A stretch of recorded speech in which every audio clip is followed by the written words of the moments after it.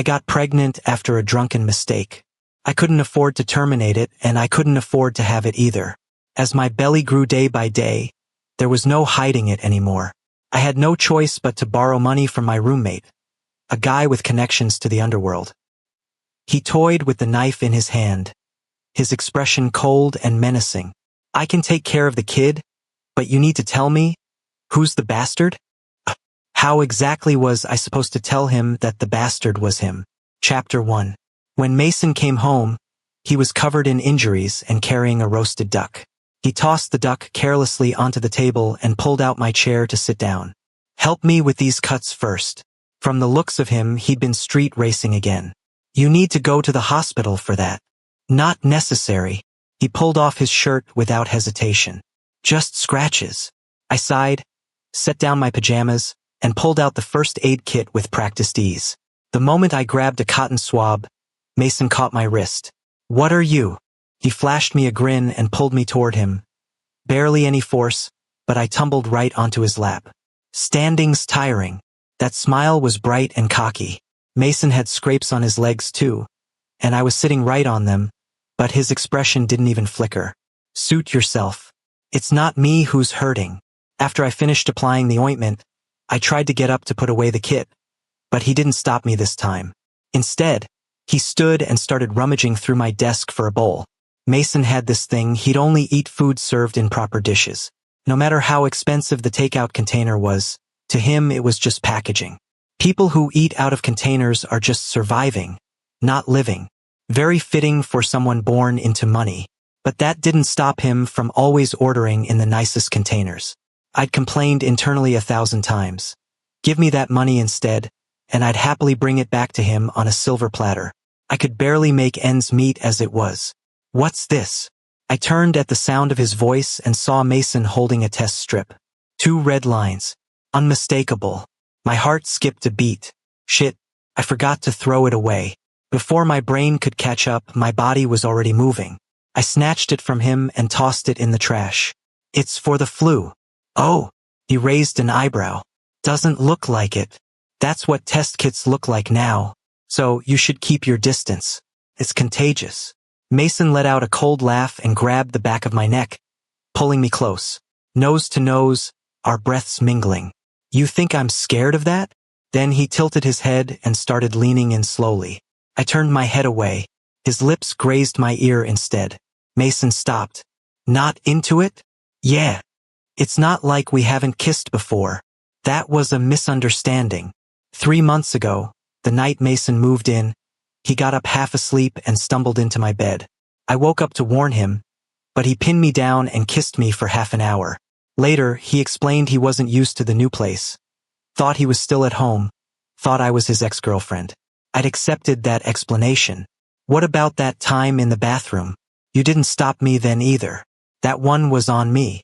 I got shampoo in my eyes while washing my hair. Couldn't open them from the sting. And when I turned to grab a towel, I accidentally crashed into Mason. We just happened to kiss, so I went with it.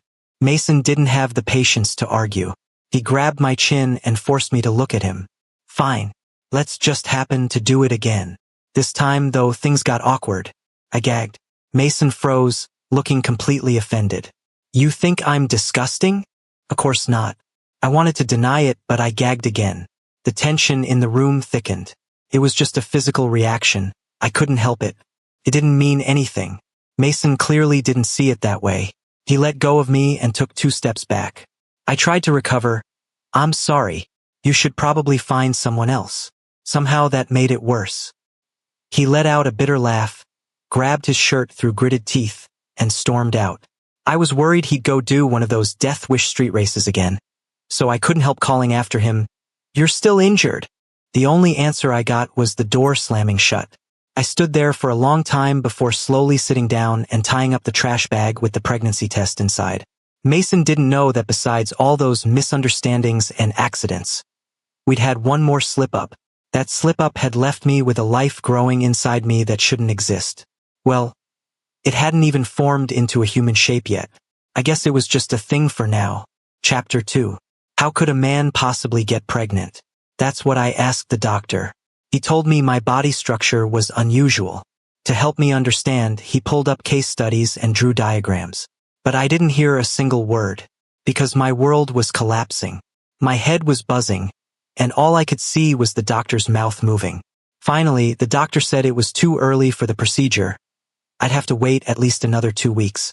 I was too embarrassed to tell him that after paying for his specialist appointment and the tests, I was completely broke. I just sent my entire internship paycheck home. Getting any of it back was out of the question. At least I had 2 weeks to scrape together the money. At least Mason had left behind the roast duck, so I wouldn't go hungry tonight. I was pretty sure he wouldn't come back tonight, but after a moment's hesitation, I saved half of it anyway. Mason had mentioned before that this place used young ducklings, so the meat was tender and juicy, the skin perfectly crispy, topped with caviar. I couldn't help but pick up another piece. Just as I put it in my mouth, the door suddenly opened. I nearly choked. Mason walked in carrying a large plastic bag, his expression just as dark as when he'd left. He glanced at what was left of the duck, his tone dripping with sarcasm. "You think I'm disgusting, but the duck isn't?" I quickly swallowed, my voice hoarse as I explained, "I really didn't mean that. I wasn't feeling well earlier." Mason's expression softened slightly. "Come take your medicine." So he'd gone to buy medicine. "I thought you weren't coming back. Where else would I go?" "Your own place." Mason's eyes darkened, a flash of coldness crossing his face. "Had a falling out." I was a bit surprised. Another falling out? Mason had been my roommate since freshman year, but he didn't actually move in until second semester of senior year.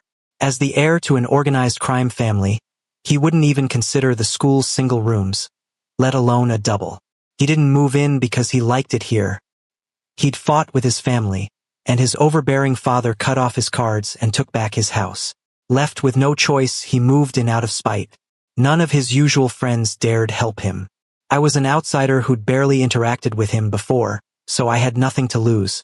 I squeezed money from my meager internship salary, secretly used illegal appliances, and cooked him different meals every day. We helped each other out like this for a long time, until his butler couldn't stand it anymore and started slipping him money on the side. Last month, their relationship had mostly smoothed over. The Smith family even threw him a grand birthday party. Mason invited me too. That's when the accident happened. Mason and I slept together while he wasn't fully aware, and it went on all night. It had barely been a month, and now they'd fallen out again. Seeing he didn't want to talk about it, I didn't press. Mason had bought a ton of antibiotics. I suspected that even if I wasn't sick, taking all these would make me sick. I instinctively touched my stomach, noticing Mason's gaze following the movement. I quickly moved my hand away.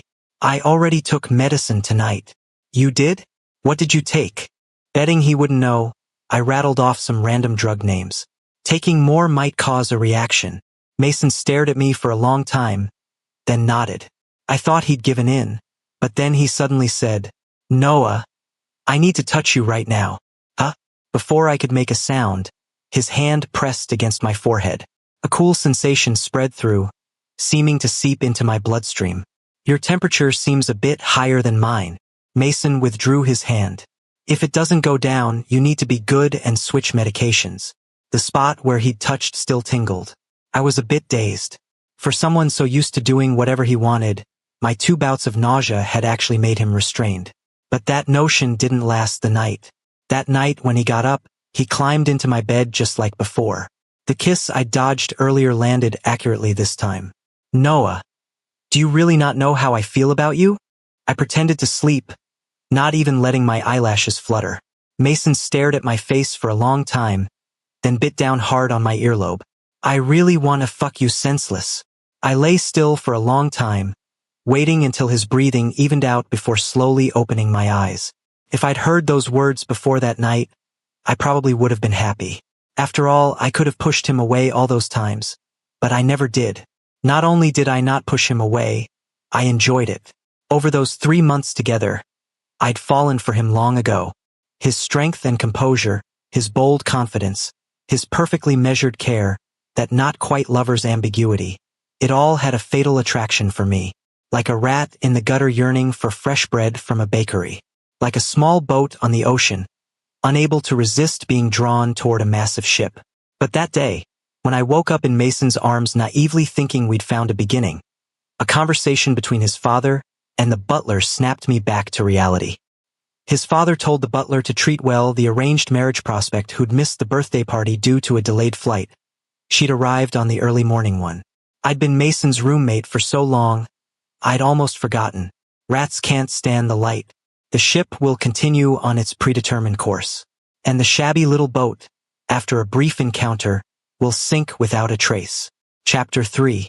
There was still over 2 weeks until my next internship paycheck, and desperate to save money faster, I picked up a part-time job at the convenience store by campus. 18 yuan an hour with an extra $1.50 for night shifts. The pay was pathetic, but at least I could take home the expired bento boxes and rice balls they had to write off. My schedule became brutal. Regular hours at my internship, then rushing straight to the convenience store after work. By the time I got back to the dorm and stayed up revising my thesis, I was lucky to get 4 hours of sleep. The dorm manager was a sweetheart. Knowing my night shift ended half an hour past curfew, she always left the door unlocked for me. She'd comfort me, saying, "Just hang in there till graduation and you'll get converted to full-time. Hard times don't last forever." I thought so too. Just a little longer, just push through a bit more. But life decided to knock me flat. When HR heard I was planning to rent an apartment near the office after graduation, she hesitated for a long time before gently breaking the news. "The company's not doing well this year. We don't have any hiring slots, so there was zero chance of me being converted. Once I officially graduated, I'd be out. Now you know. Better start making other plans." I appreciated the heads up. At least I hadn't missed prime recruiting season yet. But now I had to split my focus between campus career fairs and interviews all over town. Some people look calm on the outside when they're actually falling apart inside. I kept showing up to work, smiling and telling my coworkers, "See you tomorrow." Then numbly cramming myself onto rush-hour subway cars, exhaustion radiating from every pore. Today must have been my unlucky day. While wiping down shelves, I accidentally knocked over 2 bottles of fruit wine. Watched a whole day's wages shatter on the floor. After sweeping up the broken glass, I zoned out by the trash can. The pressure was crushing. I wanted to do something. Wish someone would drug Mason again like last time. Pretend the massive gap between us didn't exist. Pretend I didn't know about his arranged marriage. My phone suddenly buzzed, snapping me out of that pointless fantasy. I opened it to find a message from Mason. "Why aren't you at the dorm? The medicine's still sealed, you didn't take it?" The morning after he brought back that Peking duck, he'd stepped out onto the balcony to take a call. It went on forever. When he came back, he carried the chill of early spring. He was flying to Italy to deal with some mess his grandfather had left behind. "What if I die over there? You still gonna keep pretending to sleep?" I'd kept my eyes squeezed shut, wrestling with myself for ages. By the time I decided to respond, he'd already gotten up and left the bed. A whole week passed without a word from him. I breathed a sigh of relief. Finally, something going right. Working overtime. What kind of company makes interns work overtime? 2 seconds later, another message. "Send me your location.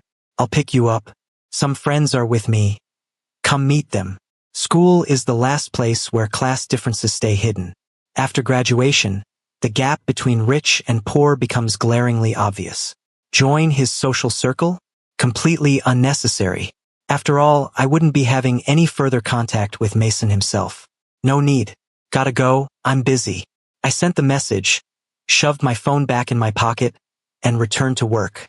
Just as my shift was ending and I'd finished counting the register, the automatic doors chimed open. A wave of laughter and chatter, guys and girls, poured in and I froze. Despite the noise, I immediately recognized Mason's voice. "Cut it out," he said to a strikingly beautiful guy. My scalp prickled. The urge to bolt peaked, but it was already too late. The second he finished speaking, he turned his head and our eyes met. His smile froze mid-expression, his face slowly darkening. "This is what you call overtime?" His presence was overwhelming. The whole store fell silent. Everyone's eyes raked over me without the slightest pretense. It made my skin crawl. I took off my uniform and nodded to my replacement. "I'm heading out." Except I couldn't leave. Those 2 broken bottles still needed an incident report. Luckily, everyone's attention quickly shifted elsewhere, easing that uncomfortable scrutiny, except for Mason, who insisted on standing at the counter, demanding an explanation for why I lied. What was there to explain? It was about money. That's all. I considered making up some excuse to borrow money from Mason to get through this rough patch. But money can be repaid. Favors can't. I didn't want any more entanglements with him. After a tense standoff, he backed down first. Is your cold better? Yeah. You didn't get me sick. Guess you've got a strong immune system. Mason looked like he wanted to say more, but a sharp yelp cut him off. He froze, his expression stiffening, then immediately spun around and rushed toward the sound. I followed and saw it was that guy. Somehow he'd fallen near the corner, his ankle slashed open by a shelf edge. I turned to my replacement. Did you mop? He waved his hands frantically. Haven't gotten to it yet. No time to figure out what happened, the wound needed attention first. I'll get the first aid kit. Mason's face went dark. He coldly pushed past everyone else, bent down, and scooped the guy up in his arms. Immediately, teasing erupted around them. In the cramped convenience store, it sounded especially grating. Mason, I hate your school, the guy said, draped over Mason's shoulder. He shot me a barely there glance, his tone coquettish in a way I could never pull off. Mason's voice was flat. I told you not to come. He seemed not to hear me at all, striding toward the exit. The convenience store's emergency kit would have been enough for a wound like that, but he probably didn't trust it. That hand gripping his waist so tightly, that unresisting, intimate embrace, that worried expression, the undeniable closeness between them. Clearly someone very important to him. Mason paused as he passed me, lowering his voice. Leave the door open for me tonight. I didn't respond, just stepped aside to let them through. The spot where the guy fell was a blind spot for the cameras. I reviewed the footage over and over but couldn't figure out how he'd fallen. No idea if I'd be held liable. All I could do was save the recording. Chapter 4. Leaving the convenience store, I felt utterly exhausted. Mason's car was parked downstairs at the dorm building. He leaned against the door, a cigarette between his fingers. I'd never seen him smoke before. His mood must really be terrible right now. Was he here to demand an explanation for that guy? Over a wound that would heal quickly on its own even without treatment. I rubbed my temples and walked up to him. Mason, I'll take responsibility for what happened during my shift. Going forward, Mason suddenly let out a cold laugh. I swallowed the rest of my words, unsure what that laugh meant. He looked up, his face fierce even in the dim light, making him seem frightening. Oh, so now you know about responsibility. I was always going to take responsi. A small white box hit me in the face and fell to the ground with a smack. One glance told me what it was. Mason must have just taken that guy to the 24-hour pharmacy on the street behind campus. That's where I'd bought my pregnancy test too. Maybe because I was so exhausted today, I didn't even have the energy to panic. I closed my eyes and bent down to pick it up. Suddenly someone grabbed the back of my neck hard. I couldn't help letting out a muffled groan, forced into an uncomfortable position facing Mason. His dark eyes churned with intense fury. Noah, who did you knock up? I didn't answer. He gritted his teeth and tightened his grip. And you lied to me about having a cold. I never knew you were such a good actor. Say something. Too busy getting laid to use protection? Can't even afford a damn condom? I looked at him quietly, still saying nothing. He paused, then sneered. Oh, I get it now. Working late nights at a convenience store, you really can't afford it. Noah, stay poor for the rest of your life. His words cut deep, but they were true. This is probably all my life will ever be. Mason let me go, slammed his car door, and sped off without another glance.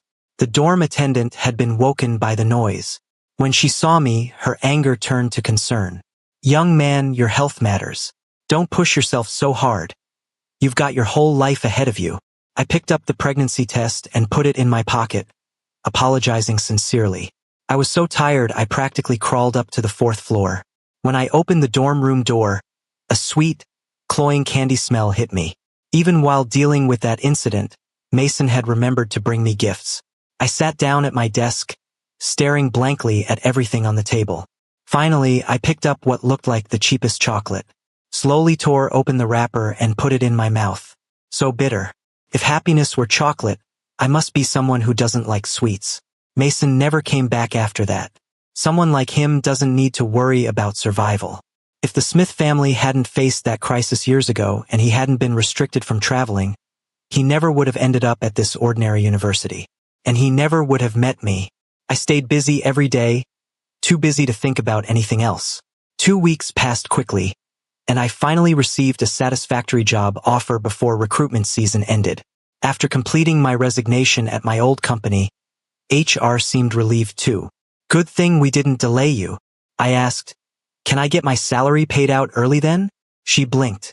Sorry, can't do that. I could accept that. At least I'd saved enough these past days for the abortion. My thesis was basically finalized too, just waiting for the defense. I still had some time before starting the new job.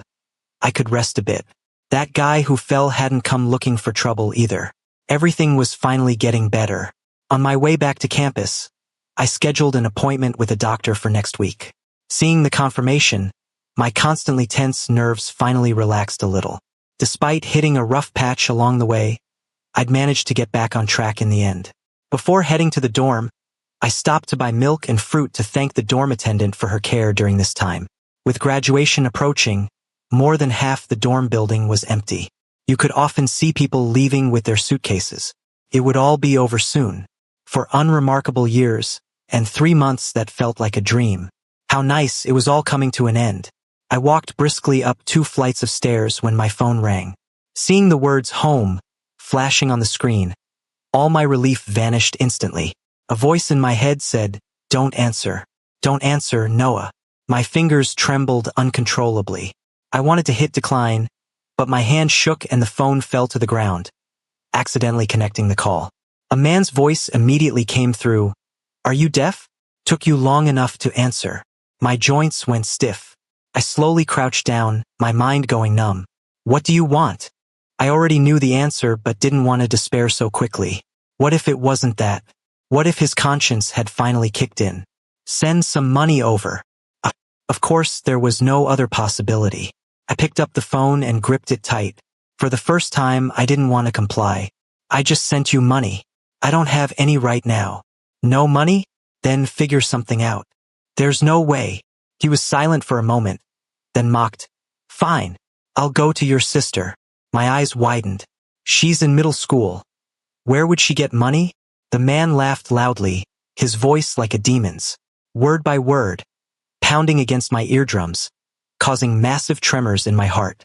He said, she herself is the money. My breathing became rapid. My vision darkened. I couldn't help wanting to vomit. Don't. I heard my own voice. It seemed so distant. I'll send it to you. $631.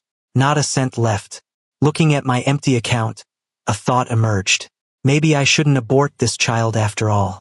Just carry it to term, then secretly give birth and abandon it like in those news stories. The thought terrified me. If I did that, how would I be any different from my biological parents? I was abandoned at birth in the reeds by the river.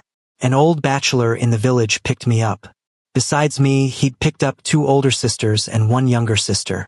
It sounds like a warm, touching story, but only we knew what a cruel bastard he was. With these abandoned babies, he collected monthly subsidies, then immediately gambled it all away. When my oldest sister came of age, he married her off. My second sister disappeared the day after he lost money gambling and was chased by debt collectors. I lied to him about working away from home and used student loans to continue my education. I thought I could slowly escape his control, but today I finally understood. I'll never be free. Chapter 5. I spent 2 days lying in the dorm, surrounded by silence. Just when I thought I'd keep sleeping like this forever, my phone rang. Instinctively, I pulled the covers over my head, my body trembling uncontrollably. Thankfully, it stopped after a minute. Before I could recover from the fear, it started ringing again. After it happened twice more, I slowly poked my head out. This kind of persistence, it couldn't be someone from home calling. Just as I grabbed my phone, they hung up. It was Mason. I stared at the screen blankly. What could he possibly want now? Things between us should have been over long ago. While I was spacing out, The phone rang again. This time I answered. After I picked up, there was no voice on the other end. Just uneven breathing, tinged with suppressed anger. Why are you only answering now? I was sleeping. Did you move out? The overdue payment notice for the dorm got sent to me. No wonder the lights hadn't been working these past 2 days. I thought they were broken. When I didn't respond, he was clearly getting angrier. Are you living with that woman now? It didn't seem necessary to deny it. Let him misunderstand if he wanted to. My silence earned a long stretch of quiet from him. So long I thought he'd already hung up. I glanced at the screen, still lit. Noah, what exactly am I to you? The screen suddenly went black. Not because someone hung up. My phone had died and shut off automatically. I lay there a while longer, until the light overhead suddenly came on. My eyes weren't used to the brightness. I blinked, they felt sore and swollen. I deliberately stared at the light source, then dragged myself out of bed. No, I couldn't die in the dorm. That would cause trouble for the RA. I got out of bed, plugged in my phone to charge, and when it turned back on, there were no unread messages. Looked like Mason had paid the electric bill. He'd done more than enough already. He hadn't even come to graduation. He didn't have much stuff in the dorm, but what he had was expensive. I wondered what he planned to do with it. I quietly packed up my own things and took the useless trash downstairs to throw away. 2 classmates dragging suitcases were leaving. When they saw me, they waved. Over these 4 years, aside from classes, I'd been working various part-time jobs. I could name fewer than 5 people in my class. But even classmates I barely knew would say goodbye in the end. I felt their eyes linger on my stomach for a moment. I self-consciously tugged at the hem of my shirt. The change had happened too fast. It was already noticeably visible at this point. All the internship money I'd earned had gone to rent, and I didn't have the money to deal with this. What might now be considered a life, I guess. I stood there trying to calm my anxiety, then turned to head back when someone called out behind me. Excuse me, can I have a few minutes of your time? I stopped and looked at him suspiciously. Black shirt, hair slicked back and shiny, strong cologne. He looked like he'd been circling around here for a while. I instinctively took a step back. He smiled and moved closer. Have you found a job yet? If not, I've got something really easy for you. Was this a headhunter?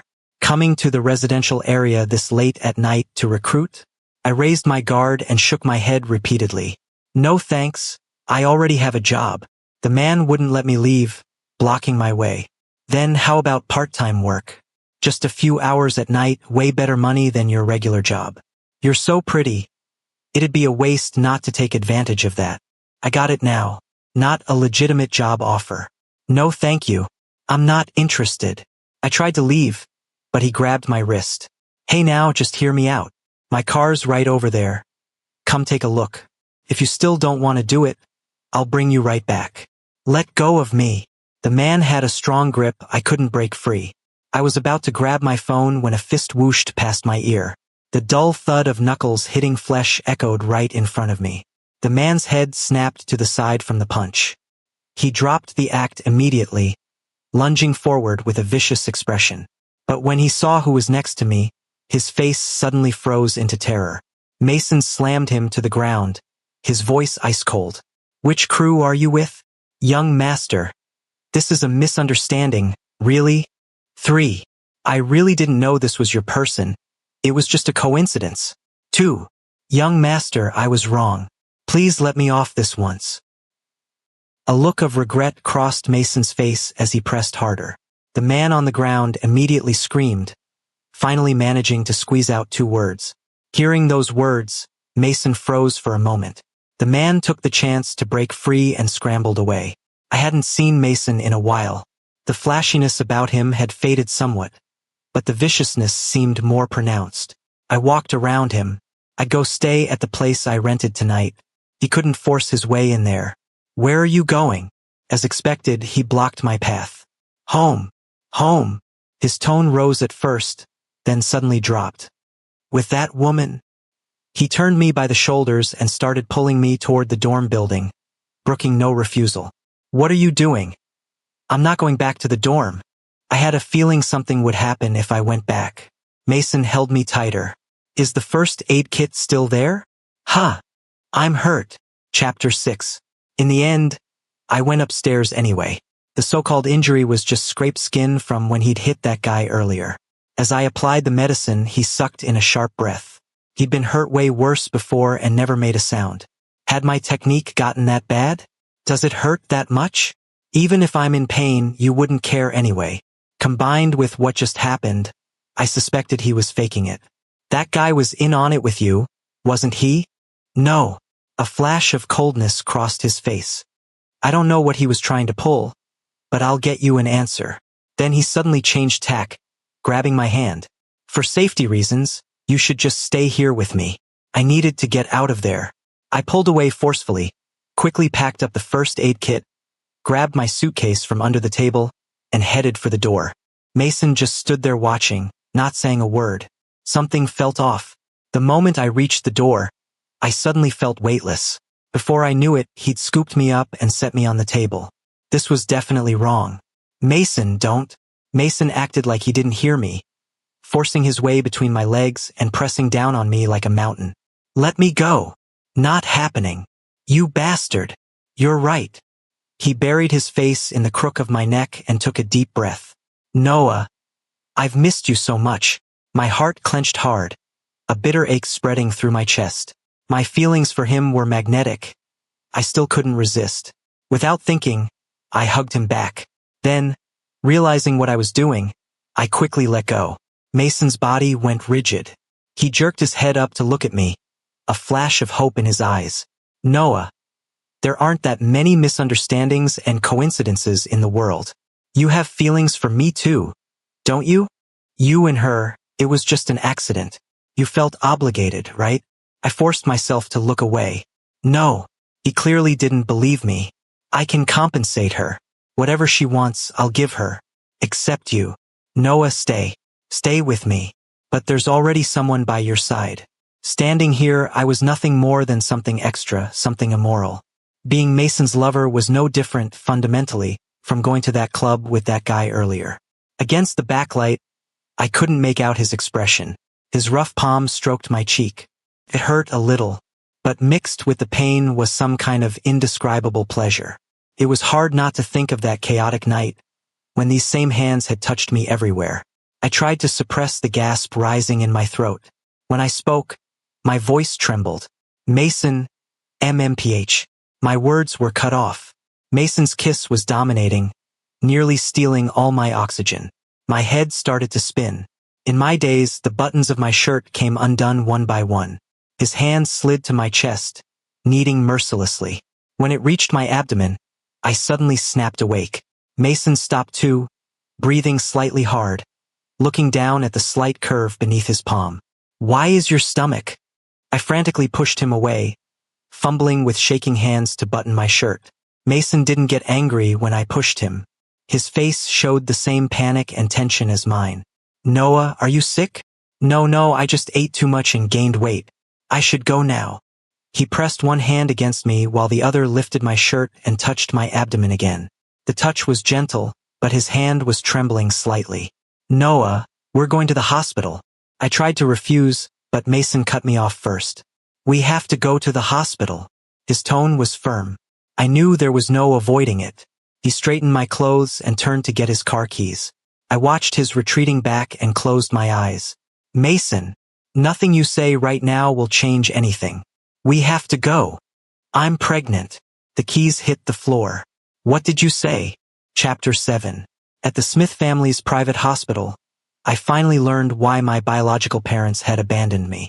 Congenital chromosomal abnormality, an extra chromosome among the usual 23 pairs, which meant my body had developed an additional set of female reproductive organs. I was a monster. We didn't detect it earlier because the organs hadn't developed yet. Now, due to external stimulation and hormonal changes, they've become fully functional. We have two options: surgical removal to maintain your male identity, or conservative hormone treatment to preserve the pregnancy. The answer shouldn't have required any thought. Of course, it would be. A sudden sharp pain pierced through my chest. I hesitated. Mason spent a long time smoking at the end of the hallway before returning to the room, leaning silently against the wall. After a while, He sat down by the bed and picked up the small knife on the table, slowly peeling an apple. The doctors here are excellent. The surgery carries minimal risk. Don't worry too much. I didn't respond. I glanced cautiously at his expression before asking quietly, Mason, could you lend me some money? The apple peel suddenly snapped. Mason looked at me. His expression seemed calm, but the veins on the back of his hand were pulsing. You don't need to. The surgery and the recovery treatment afterward, I'll cover everything. His meaning was crystal clear. But I want to keep. Noah. Mason's voice suddenly rose. Get a grip. That's a rapist's child. My chest tightened. I clutched the edge of the blanket and whispered, No, it's not. The hospital room fell silent instantly. The anger on his face froze, slowly transforming into disbelief. His voice trembled. You were willing? He was the one who asked, yet when I opened my mouth to answer, he suddenly covered it with his hand. Unable to speak, I simply nodded. Mason let go. A long silence followed. Who? What? I'll give you the money. I'll even raise the child. But I need to know who the hell that man is. I looked up at Mason's furious face and pressed my lips together. If he learned the truth, the Smith family would surely do something to this child.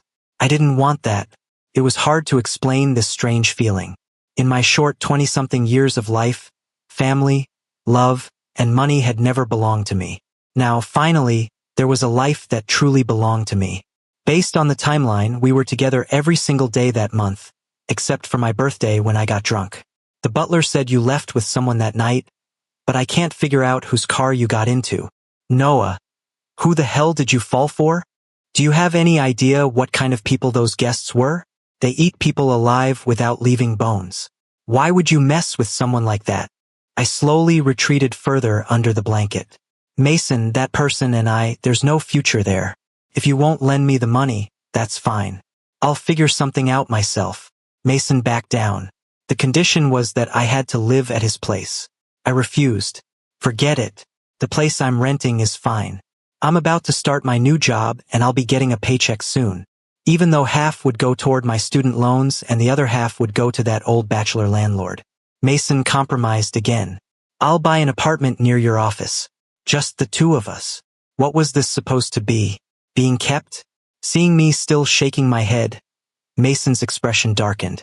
Noah, have you forgotten who I am?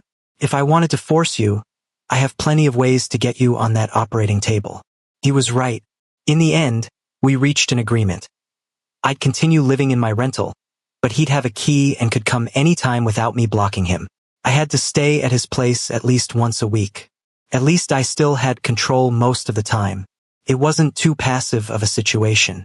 The day after he agreed, Mason transferred a large sum of money into my account with a note saying it was a voluntary gift. I texted him, It's a loan. Why did you write gift? He replied after a moment, This month's baby appeasement fee. Let them see what their stepdad's made of. Don't give you a hard time. My heart ached a little. If only he didn't have that arranged marriage. I couldn't even imagine how happy that would be. A moment later, he transferred another sum. You don't have to repay the principal, but I'm charging interest. I pulled out my calculator and did the math. Fine. He was clearly targeting my salary. However, that evening when Mason walked through the door, he immediately pinned me against the entryway and kissed me until my entire body went weak. Only then did I understand what he meant by interest. My body was so soft I couldn't stand. He carried me into the bedroom. Fortunately, given my special condition, aside from covering me in kisses, there wasn't much else he could do. We fooled around until midnight before I went to the kitchen to make a late-night snack. In the deep quiet of night, the only sound was the pot bubbling away. I stared at the blue flames, lost in thought. This kind of life would end someday. What would I do when that time came? Feeling restless, I pulled out my phone to check my account balance. My mood instantly improved. I figured it out. Since I couldn't change the situation for now, I might as well enjoy it while it lasted. Once he got married, I'd take the money and the baby and disappear. Mason wrapped his arms around me from behind, rubbing his chin against my shoulder. Wife, I'm hungry. Grab the bowls. The bowls were ones I'd bought on the school's secondhand platform for just $2 the day Mason moved into my dorm. They happened to be a matching set. Back then, I never imagined that in these extremely ordinary moments of daily life, we develop feelings that were anything but ordinary. After finishing his noodles, Mason started kissing me again. I was exhausted. Aren't you tired of this? Never. He lifted his head from my neck and pressed his hips forward. Just feeling a bit frustrated. I sighed and pressed my legs together. Be gentle. Chapter 8. A week flew by, and after my doctor's appointment, Mason drove me home. I have a really big bed. Mason suddenly said this as he turned the steering wheel. I know. We rolled around in it all night and there were still dry spots. He glanced over at me. You know, I do have a talent for talking nonsense. I saw it in a dream. What kind of dream has my bed in it? Was I in the bed? Guess. The car smoothly pulled into the gated community. I'm not guessing. We'll make that dream come true in a bit. As soon as we walked in and I saw the guy sitting on the couch, I knew that dream would have to wait. He stood up with a smile. Mason, you're back. I've been waiting forever. When he saw me, his expression froze for a second. Who's this? Oh, the girl from the convenience store. That familiar hostility. I had a pretty good idea who he was. Mason's arranged marriage partner. I desperately wanted to run. I forced myself to nod at him, subtly shifting away to the side.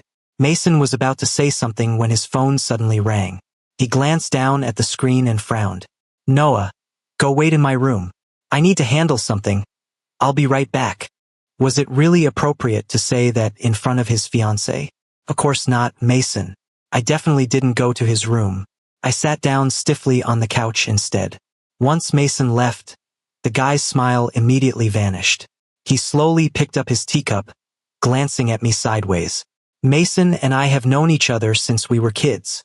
We were supposed to get engaged this fall. Did you know that?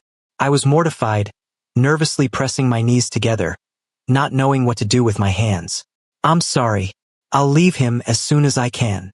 At those words, a flash of surprise crossed his face, quickly replaced by a contemptuous expression. Leave? Could you really bear to? I looked down.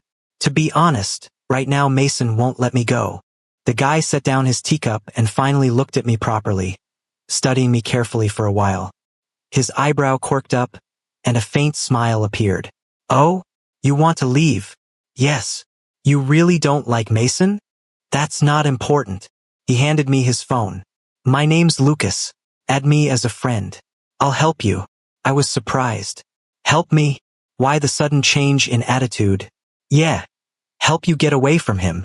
Half skeptical, I added him and noted his name. No matter how powerful the Smith family is, there are places beyond their reach. I can get you out. Once things settle down here, I'll bring you back. Something about this whole spiel felt familiar, but after thinking for a bit, I couldn't place it. Where would I go?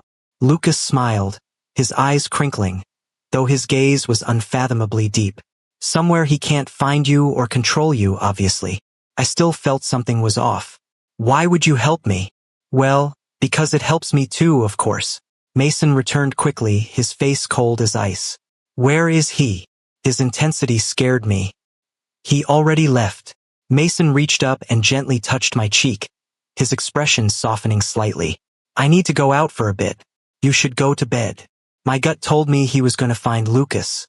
I felt uncomfortable about it. I didn't want him to leave. I was surprised by my own thoughts. Was this lovesick brain taking over, or was it hormones? Either way, it scared me. I was slowly turning into the kind of person I used to despise. If this continued, someday I'd willingly become just one of Mason's many kept women, doing nothing all day but waiting for his occasional visits.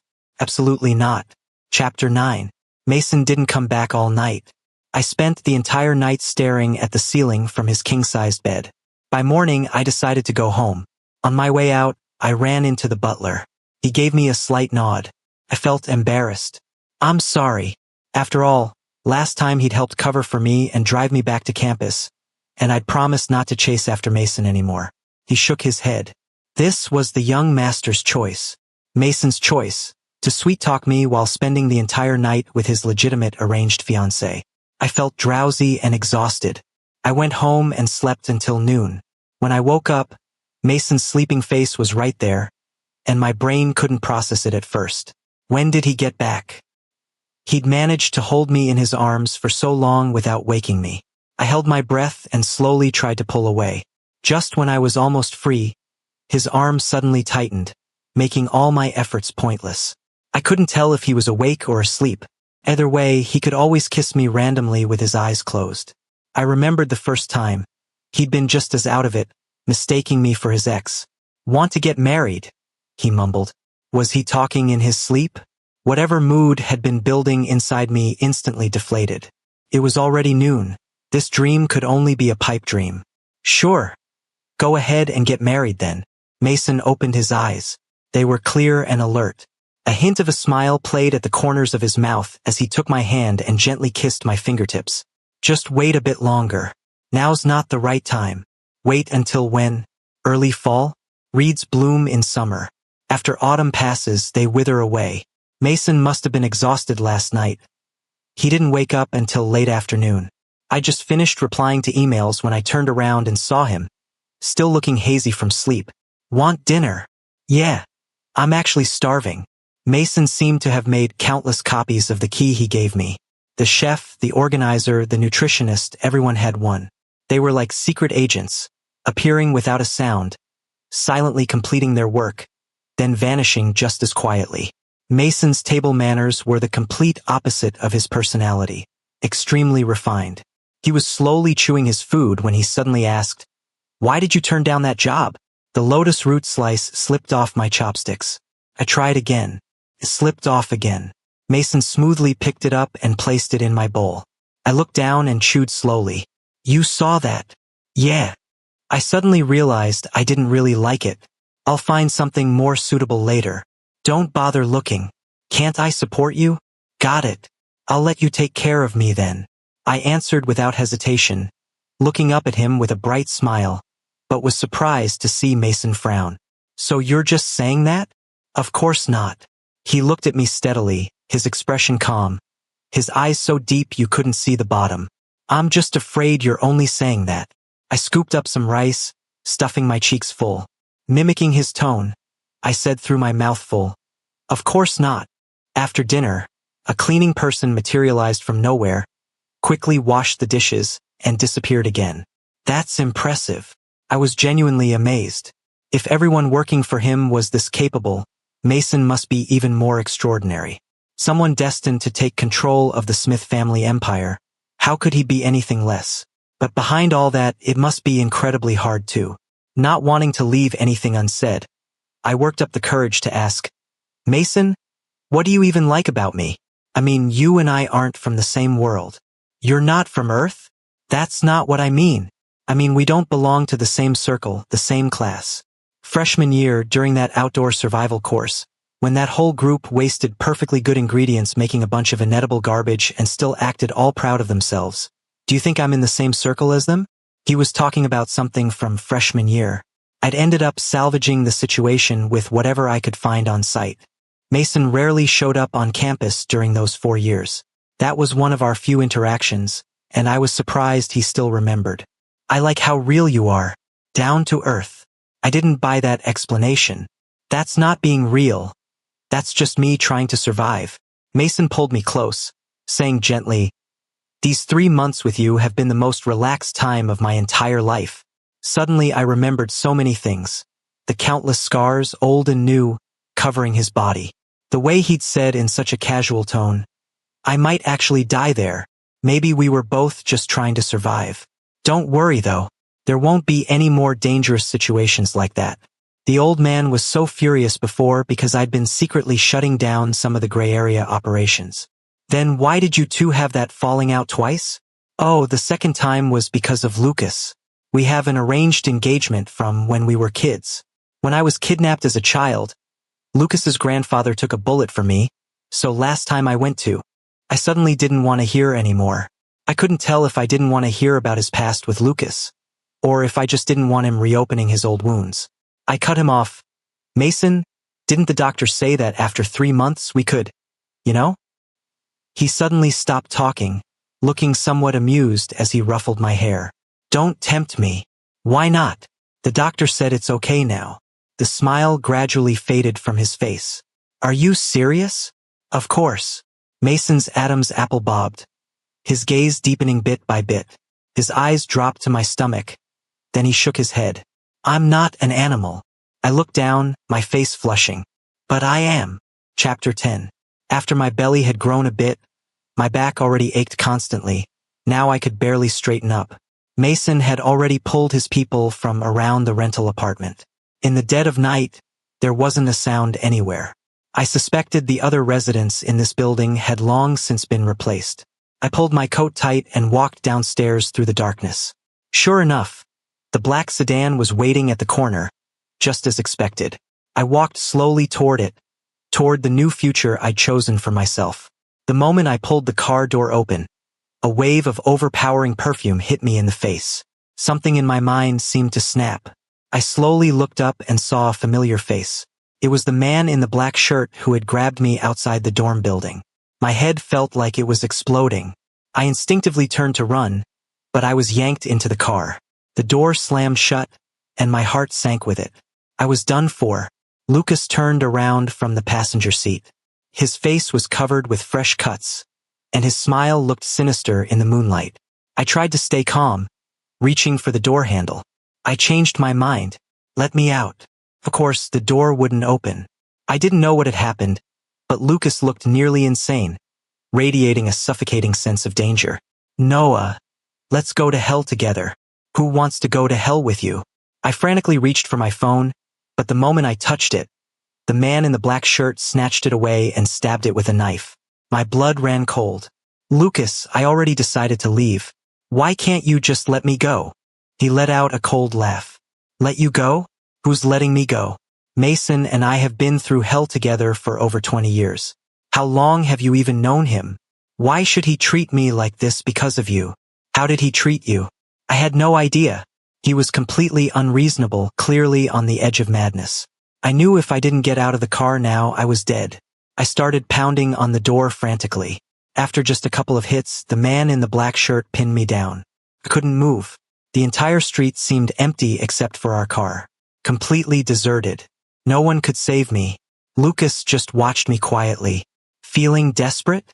When Mason taught me a lesson, I felt just as desperate. Then he coldly ordered, "Drive." Those two words felt like a death sentence. I slumped in my seat and closed my eyes. But the car didn't start. Lucas screamed at the driver, "Drive! Are you deaf?" The driver calmly replied, "Not everyone's here yet." "What do you mean, not everyone?" Before he finished speaking, the car door opened. Mason stepped into the car and sat down next to me. "Now we're all here." Lucas's face went instantly pale. He turned to the man in the black shirt and yelled, trembling, "What are you waiting for?" The man in the black shirt quickly dropped his knife. Boss, I specifically avoided the battery. I practiced this so many times in private." Lucas froze, staring in disbelief. "You betrayed me." "So what?" He grinned and patted my arm. "I didn't grab you too hard, did I?" I held back. Mason shot him a stern look, and he immediately pulled his hand back, shrinking to the side without another word. Now it was Lucas frantically pulling at the car door. Of course, it wouldn't open. Mason calmly lifted his leg and kicked the back of the passenger seat hard. "Lucas, I gave you a chance." Chapter 11. The second time Mason fell out with the Smith family was over breaking off an engagement. As compensation, he flew overseas to help the Lucas family resolve some old disputes. In the process, he accidentally discovered that the kidnapping incident from years ago had actually been orchestrated by Lucas's grandfather. A calculated sacrifice to save the family from collapse. Out of respect for their years of friendship, Mason chose to forgive them, on the condition that Lucas give up his unrealistic fantasies. They could still be brothers. Unfortunately, Lucas wasn't satisfied with that. He actually tried to destroy me completely. Even after Mason taught him a harsh lesson, Lucas still wouldn't give up. "So you knew all along I was planning to leave?" My legs were still shaking from the close call. Mason set me down on the bed and let out a cold snort. "When you transferred all the money I gave you to your sister, I naively thought you'd finally accepted me." "Ha! Turns out you were planning to leave me the whole time. After being fooled so many times, I've learned to be cautious. Noah, did you really think I wouldn't notice how off you were acting tonight? I swallowed hard as I watched him slowly undo his cufflinks. Haha, well, all's well that ends well. Let's just go to sleep. Mason leaned in close and gripped my chin. Nothing else you want to say to me? I knew it. There was no way he was letting this slide. Before Lucas was dragged away, he'd screamed, "If that flight hadn't been delayed, I would have been the one in bed with you that night. Not him." Mason had barely kept himself under control in the car. Noah, I thought what happened on my birthday was just a vivid dream that lasted all night. Heated kisses rained down. Now I need to verify for myself whether it was really a dream or not. I muttered under my breath, "Mason, you're absolutely shameless." He laughed. "Yeah, I am." If you enjoyed this story, remember to subscribe to my channel. Thank you so much.